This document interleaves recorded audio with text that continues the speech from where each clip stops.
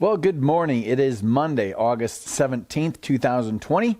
I'm Pastor Thor Ramsey with Center Church, and this is Gospel for Five, where we take 5 minutes out of our day and focus on the gospel and the one who saved our souls. The gospel being the good news of Jesus Christ, and that's what this 5 minutes is about, really taking our mind back to the gospel, because I think so often we forget the gospel. We kind of know the gospel intellectually, but we don't actually believe it emotionally. It's not deep enough in our hearts and minds. I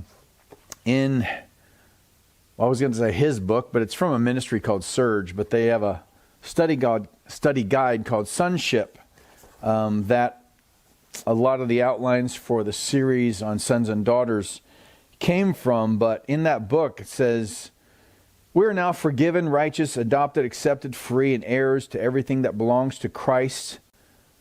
So even our sin, weakness, and failures do not define who we are." Now, that's a pretty outstanding sentence, so I'm just going to read it one more time. "We're now forgiven, righteous, adopted, accepted, free, and heirs to everything that belongs to Christ.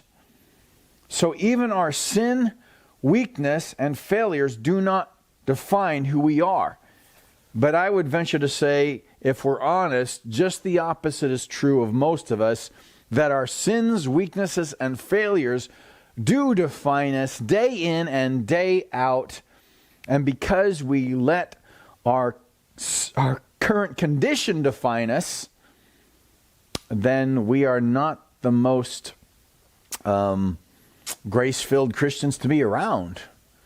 Why is that? Because we've lost sight of gospel truths.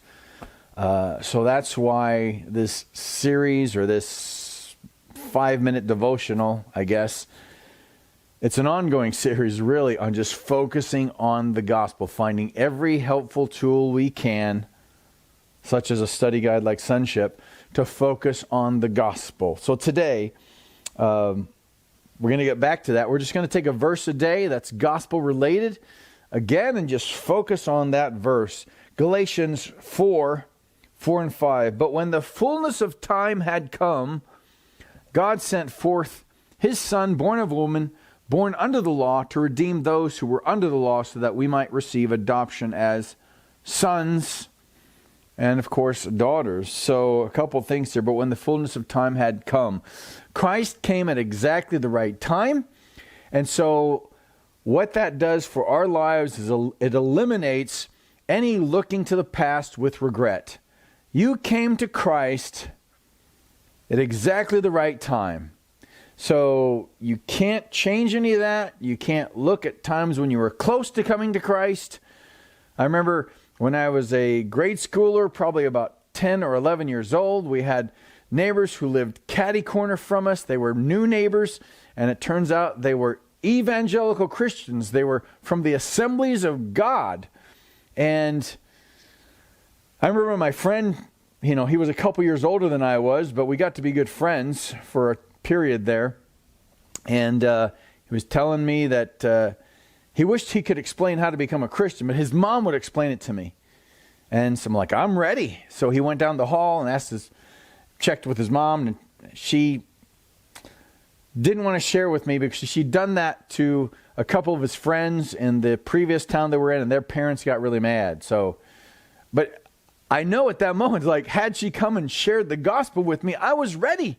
I was right. I wanted to become a Christian. I just didn't know what it meant or how to do it, but I was hungry. Went to church with them a few times, but all that to say, I can't look back at that now with regret and go, if only this or if only that. I came to Christ when God wanted me to come to Christ, when my eyes were ready to be opened at the proper time, when the fullness of time had come.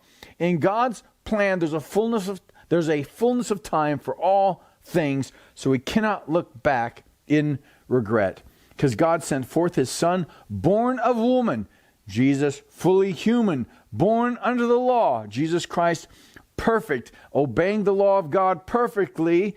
That's a big point for the gospel, because why? He fulfilled the law in the way that we fail the law.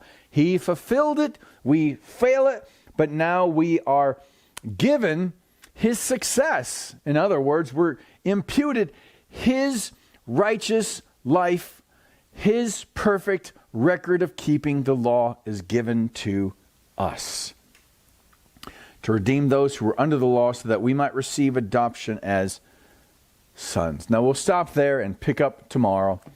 Now what has God said to you today?